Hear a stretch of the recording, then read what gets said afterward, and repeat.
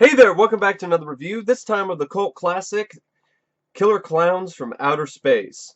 It's a 1988 film directed by Stephen Chiodo. Uh, the Chiodo brothers, Charles and Stephen Chiodo, as well as Edward Chiodo, also helped produce the film. And it's also written by Charles Chiodo and Stephen Chiodo. And this is a labor of love for the Chiodo brothers. And this film was eventually greenlit and was made possible because of the Chiodo brothers' their contributions to special effects and visual effects and things like that. I believe the Chiodo brothers are famous for a lot of different effects for a lot of different movies. I think they worked on Critters. I am not sure, but I think that is one of their claims to fame is bringing the Krites to life. And well, because they had a reputation in Hollywood as effects guys, they were able to get a dream project of theirs finally financed and got a release.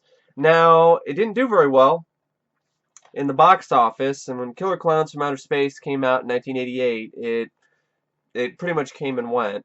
But over the years, it's gotten a cult following, and after seeing it finally, I can see why. I really liked this. I thought this was a lot of fun. It was unique. It was a three-ring circus of fun. It wasn't necessarily scary, but, I don't think that's really what the point is. It's definitely more of a comedy than a horror film, um, which is why the film is called Killer Clowns from Outer Space instead of just Killer Clowns, because that's the original title they're going to go with was Killer Clowns. Now, yeah, I mean, come on. I mean, this film has a tagline that's like, "In space, no one can eat ice cream," which is a reference to in space, no one can hear you scream, which is a tagline for Alien. Now, the film stars Grant Cramer, Suzanne Snyder, John Allen Nelson, Royal Dano, Michael Siegel, Peter Licassi, and John Vernon. John Vernon just steals the show in this film as Curtis Mooney, who's this police officer who he doesn't take any shit. He's a no shit type guy. He's kind of a pain in the ass, a former Korean War vet. And yeah, he's pretty much one of the best things about it. Royal Dano plays former farmer Gene Green, and he's in the beginning of the film, has some fun lines of dialogue. He's kind of a silly, goofy sort of farmer character, but I got a kick out of him. And Royal Dano you might recognize because it's the same actor who played the one of the ghosts in House 2, The Second Story. So yeah, he was in. I'm just looking it up real quick. He's been in a lot of stuff. He played Gramps in House 2, The Second Story. So if you're a fan of that movie, and I enjoy that movie, so it was nice to see him in without the makeup here as Farmer Gene Green. You also have Christopher Titus, who plays a character named Bob McReed, really bit role. Christopher Titus will go on to have his own TV show that lasted for about a couple seasons, and he's a well-known stand-up comedian. And the rest of the cast, I mean, you got John Allen Nelson, who you might recognize, because John L. Nelson was also uh, he was in Deathstalker, Warriors from Hell, and in Hunk. He played the Hunk in the film Hunk. Uh, but yeah, I might recognize, that's what I mean. You might recognize him from Hunk, but more likely people are going to remember him more for his role in this as Dave Hansen, who is the town's police sheriff. Now, the main uh, characters in this are Mike Tabacco, who's played by Grant Cramer, and Suzanne Snyder is played by Debbie Stone. Suzanne Snyder, I mean not Debbie Stone. Debbie Stone is played by Suzanne Snyder, and Suzanne Snyder's been in a lot of other films. She was in Retribution in 1987. She was also in Return of the Living Dead Part 2, and she had a bit role in Night of the Creeps, a bit role in Remo Williams, and she was Anthony Michael Hall's love interest, Deb, in Weird Science.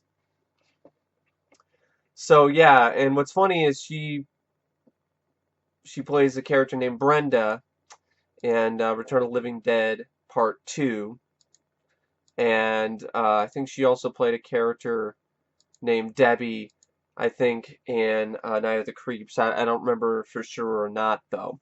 Anyway, that's pretty much the main cast. I mean, you have the Michael Siegel and Peter Licassi who play the Terenzi brothers. Um, so that they're in there briefly, as well as all the people who play the Killer Clowns themselves. Steve Rockhold, Michael Harrington Burris, Gino Panza, Scott Beatty, Dennis C. Walsh, Jeannie Houdini, Charles Chiodo. I think he ended up playing the Clownzilla that you saw near the end. Carl Schaefer, Paul Parsons, Jimmy Locust, Mitch Bryan, and Greg Sykes. Now, the film also features a score by John Massari. I thought it was a really great score. It really fits the film like a pair of oversized gloves. It's a really enjoyable score, catchy. And also, it adds a certain amount of just surrealness to the film. It's already this kind of crazy movie with these killer clowns from outer space that come down in a spaceship that looks like a circus tent in a small town called Crescent Cove in California. And, you know, they end up terrorizing the town and wreaking havoc. And the score knows when to be humorous, but it also knows when to be serious and add a little bit something extra to the film. So yeah, I really like this score. I think it's a great score. Especially the Killer Clown March, which is one of my favorite bits of music from this movie. And the other bit of music that I really like from this film is the main theme song, Killer Clowns from Outer Space by the Dickies, who also did the Toxic Avenger theme. Now, it also features cinematography by Alfred Taylor. It's edited by Christopher Roth.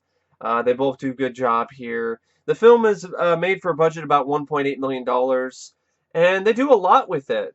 There's a lot that this film does with a $1.8 million budget. Um, it's kind of surprising to me how much they were able to do with such a low budget. And mainly it's because the Chiodo brothers just knew all these different people, knew these visual effects guys, knew these mad artists, knew these people who can work on, you know, his film. You know, they work on their film for a pretty low price, just out of respect for the Chiodo brothers, for their friends. So they just got their friends to go along and work on the film for them. Most of the visual effects, that's not what most of the budget went to. Surprisingly, most of the budget was for production costs. It wasn't really for the visual effects. The visual effects, which, you know, the practical makeup effects of the clowns themselves by the Chiodo brothers are just really, really awesome. They look fantastic, and they definitely are a showcase of why practical effects are so much better, especially practical makeup effects, are so much better than CGI, even nowadays. And yeah, I just love the look of these clowns. Um, they're goofy looking, but they also are pretty creepy. So, I mean, they're silly, but at the same time scary. The film itself isn't super scary, but you know, the clowns themselves, I could see why they gave kids nightmares when they saw this film on home video or rented it back in the day. Now, what also is really cool about this film is it's a PG-13 rating, and that doesn't really hurt it because it manages to have a lot of sneaky gore in it. The whole thing where how the clowns turn people into cotton candy and slurp their blood through silly straws. The scene where one of the clowns ends up, you know, creating shadow puppets on the wall, and he creates one of a T-Rex that just eats these people and swallows them whole. So there's also a little decapitation scene where a guy gets his head knocked off. Yeah, he gets his block knocked off. He even asks, like, because it's a little tiny kid clown called Tiny, and not Tiny. I think there's a different name for it. Tiny is they're doing like the big one or whatever. So yeah, this clown. Yeah, there's different names of these clowns. I don't really remember what their names are. I'm pretty sure a lot super fans of this movie will know. I've only seen this once, and it's fairly recently, so I don't really remember what the names of all the clowns were. But anyway, the little one, played by, which is like supposed to be a kid. These biker guys are giving him crap, and this one biker guy grabs his bike and breaks it, and then he's like, "What are you gonna do? Knock my block off?" And then that's exactly what he does. He punches his head off into a trash can. So the film has bits of gore, that it is sneaky. And LA Weekly said it best. I mean, the sinister three-ring circus of sneaky gore. So yeah, and the plot is pretty straightforward. I like that about it. It's just all right. These killer clowns from outer space that come down in a spaceship in this small town. They wreak havoc. Uh, the local police don't believe our heroes. They think they're crazy, and especially John Vernon, who was just great. I mean, I love his lines of dialogue. He's getting all these phone calls from all these people who are saying like these clowns are going around and taking people. They're taking people away in balloons, shooting popcorn guns at people, turning them into cotton candy and so on. And Curtis Mooney, played by John Vernon, he's all like, "They took your wife away in a balloon? Well, you don't need the police, pal. You need a psychiatrist." And then it just continues. I love this scene where, he's all like, "I made it through Korea. I can make it through this bullshit." And then the whole scene where Debbie Stone, Suzanne Snyder, and her friend Mike Tobacco are trying to explain to the police, including Dave Hansen, as well as Curtis Mooney, John Vernon's character, what they saw. They're like, "We were up at the top of the world," which is this place where you go up and neck and make love type deal near the forest. And he's like, "We were up at the top of the world and we saw the shooting star and we decided to go look for it. But instead of finding the shooting star, we saw this circus tent. And that's when we went inside. And that's when we saw those people in those pink cotton candy cocoons. Dave, it was not a circus tent. It was something else." And Dave's like, "What? What?" And then Mike's like, "It was a spaceship. And there was these things, these killer clowns, and they shot popcorn at us. We barely got away." And this is one of my favorite lines of dialogue and line delivery in this movie is by John Vernon here, where he's like, "Killer clowns from outer space? Holy shit!" So this film definitely has its tongue planted firmly in its left cheek throughout the entire running time. And that just makes it a lot of fun, really.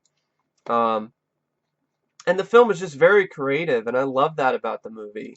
It's something that you got a different concept, evil killer clowns from outer space with great practical makeup effects and in terms of their design and their look.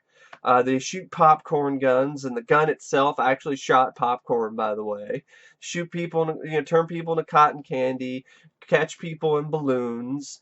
Uh, the stuff with the shadow puppets, the Clownzilla, which they ended up shooting. They made a guy in a clown suit look bigger than he really is, look giant because of forced perspective shots, which is a really clever way to work around it and to use they don't have a lot of money. They couldn't make for miniature that they to like build some giant mechanical Clownzilla, so they didn't really have the money for that. So they built like a bigger suit than normal, but then shot it in a certain way to make it look like it was a giant.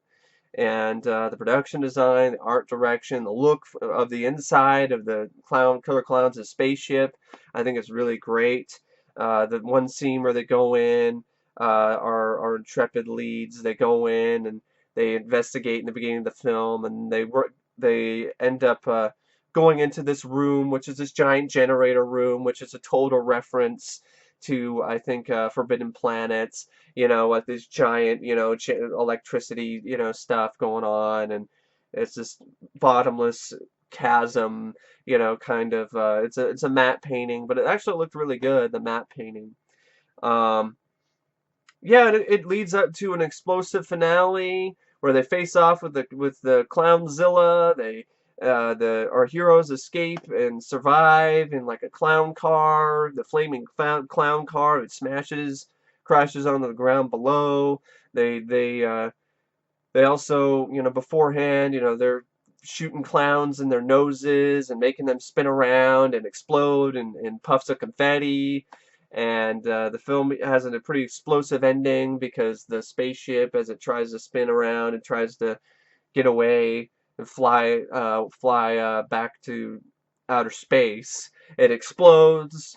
Uh, so yeah, it's a lot of fun. It's a really fun movie. I mean, even the popcorn itself, it looks rather harmless, but eventually the popcorn will like turn into these like little kind of snakes that have like clown heads on top of them with sharp teeth. Um, so yeah, I definitely recommend this movie. I mean, I don't want to go like, oh, go through the entire movie in terms of the plot and so on. I want to leave stuff for people to see. I mean, if you haven't seen Killer Clowns from Outer Space, I highly recommend it. I think it's definitely a gem. I can see why people think it's such a great cult classic. And if you can find this DVD, it's definitely a good buy. It has a lot of features on it. It's got a commentary with the Chiodo brothers, which I actually haven't listened to. But I know that the Chiodo brothers have been wanting to make a sequel for a while, which is something that I would actually like to see, but it just didn't seem like it worked out. They've been trying to create a sequel. The star of the original film, Grant Cramer, revealed that his character would make a return as a town drunk who nobody believes. His character would serve as a mentor to young street performers who must fight the killer clowns when they return. He described his character as somewhere between the energy of Chris Christopherson's character in Blade and Christopher Lloyd's character in Back to the Future. And like the original film, Stephen Chiodo is set to be the director and Charles Chiodo is set to produce, although they're still currently awaiting word on a distribution deal from a company so the production of the film can begin. So the film's just been stuck in development hell for years. The sequel to Killer Clowns from Outer Space was they have a tentative title for it called The Return of the Killer Clowns from Outer Space in 3D. Now, yeah, it'd be interesting. I would be up to see a sequel, especially from the Chiodo brothers. They last time I heard from them when they talked about the sequel and some of the features on this, they said things that they would want to do it completely practical. They don't want to use very much CGI at all, which I really hope that if they do get around to doing the sequel, that they do end up doing that. The thing is, though, I hope the sequel doesn't end up like something like Moontrap Target Earth, which is a recent sequel, which just had a trailer that came out, which looks like shit. That movie looks terrible. And I'm a big fan of Moontrap, but that sequel looks awful. It looks ultra low budget. It looks cheap. I mean, it's crazy to me how a sequel to Moontrap multiple years later looks cheaper than Moontrap, which wasn't a big budgeted film to begin with. But that's a sign of the times. Definitely a sign of the times. But yeah, Killer Clowns from Outer Space, you got great effects, you got a great idea, you got some decent acting, performances. I mean, John L. Nelson, John Vernon, I thought were the ones that stood out the most. Michael Siegel and Peter Licassi were okay. I'm glad they weren't in the film that much because they were kind of annoying. Uh, they were kind of trying to be the comic relief, but it just didn't work for me. The clowns were definitely funnier. The stuff with the clowns is definitely a great example of black humor, which I really do enjoy. I like dark humor in films. And Grant Cramer and Suzanne Snyder were there. They were all right. They weren't terrible. They were fine. I wouldn't say they were spectacular or anything, but they were adequate enough for this film's needs. Because it was more of an effects showcase, more of the concept over, the characters. And I was okay with that because the concept is so much fun and it's so different and it's so out there that it more than made up for kind of meh performances by the two leads. But yeah, going back to this DVD, I highly recommend this DVD. It's got, like I said, a commentary with the Chiodo brothers, 5 different featurettes. The Chiodo brothers talk about the making of the film with like behind the scenes footage. Shows you about that car crash scene where the car just kind of just went over the side and kind of just crashed and it just wasn't it just wasn't very spectacular at all. It wasn't a very spectacular stunt. Well, that wasn't on purpose. It was just that's just the way it was. Something happened, and the car was supposed to. What happened? What was supposed to happen was the car was supposed to like hit the fence high speed and go careening like multiple feet and then crash and explode. But that's not what happened. It just kind of went and it didn't really go very far at all. So, but they only had so much money to work with, so they only had one shot, one take, and they couldn't redo it. So they just had to work with it. So you get to learn kind of stuff like that in these featurettes. You got a behind the scenes and on the set composing the score, which is a nice interview with the composer, John Massari. He talks about how he got the job and how he did his inspirations for the for the certain score, for certain bits of the score and so on. Um, Visual effects of Gene Warren, who is a good friend of the Chiodos, who worked on some of their other films that they worked on as effects artists, and he was glad to come on and help work on the movie. He's the one who was responsible for a lot of the Killer Clowns' spaceship effects, the explosion at the end, and so on. The Chiodo brothers also do a little commentary track on their earliest films that they did, like when they were kids, which is fun to watch, especially with their commentary. Two deleted scenes of the Retros commentary, stuff that kind of makes sense why they're deleted. The first one, though, was kind of, I didn't mind it because it gave a little bit more backstory to Suzanne Snyder's character, but they cut it for in terms for running time. But even one of the Chiodo brothers is like, the producers, we cut it for. They said they cut it for running time, but I was like, the movie's an hour and 26 minutes. Like, it could be a little bit longer anyway. I thought most movies were an hour and a half. So yeah, you could have thrown that scene in, and it wouldn't really it really would not have affected the pacing that much.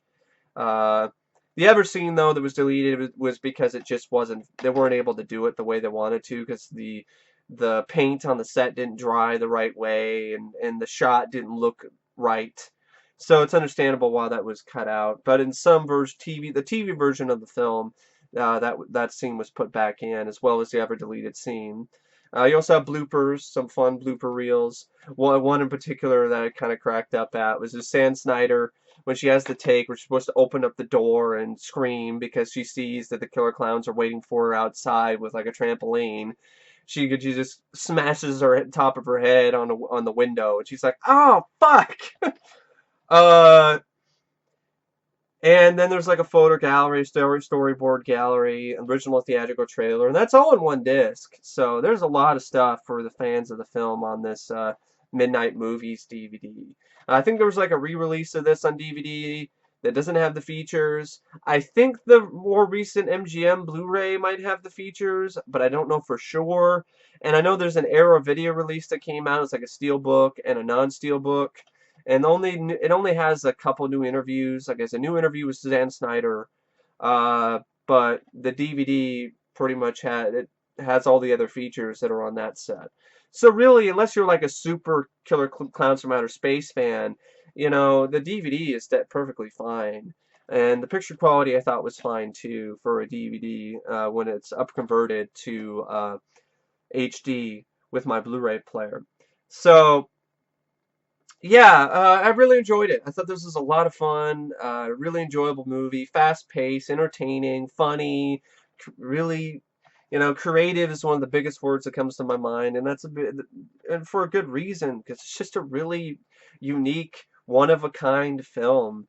And yeah, I think Stephen Chiodo did a great job directing for a guy who hadn't really directed a film before.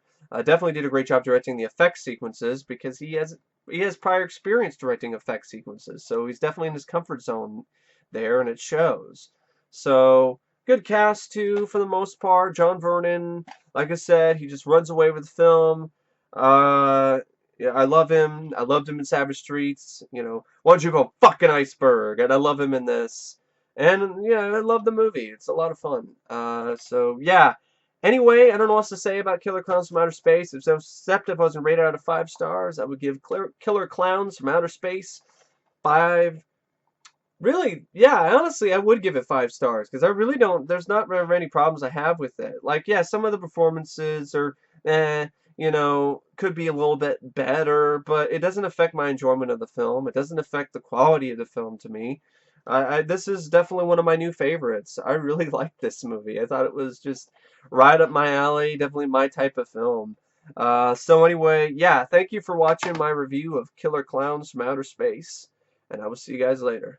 See ya.